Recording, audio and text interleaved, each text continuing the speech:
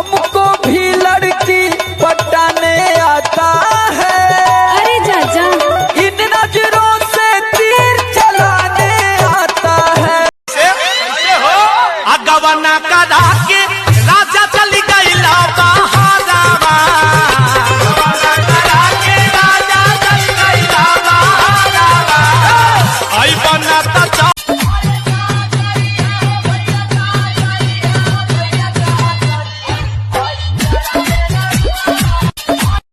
अब ताली बजा दो भैया हौसला किया मामा लोगो वाला किया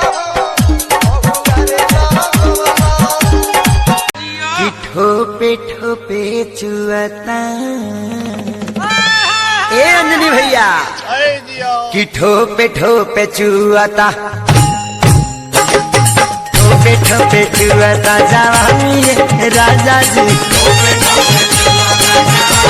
ई कौन फैशन बाटे लौकता डोरी, ऐसे जे चलब त कवनो मारती ही लंगड़ी।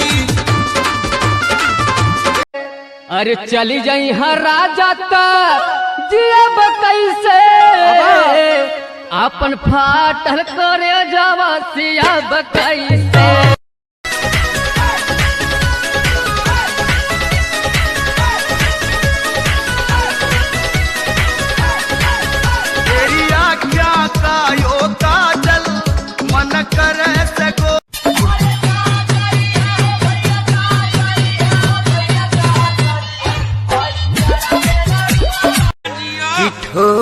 ठोपे चुआता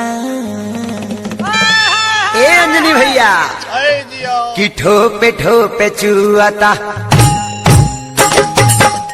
ठोपे चुआता जवानी राजा जी।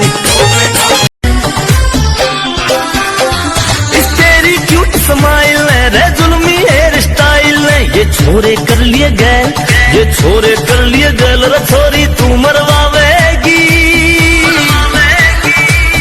ऊपर वाली के चक्कर में लड़का को पिटाहिल बा, लड़की के हो पहला प्रेमी पुलिस लेके आइल बा।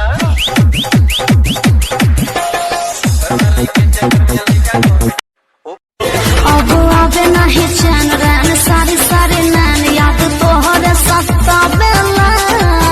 तोहर चंदा जैसन रूप जस बदरी के धूप मोरा मन बहकावेला। अब आवे नहीं चैन रैन सारी नैन याद तोहरे सत्ता बेला। तोहर चंदा जैसन रूप जस बदरी के धूप मोरा मन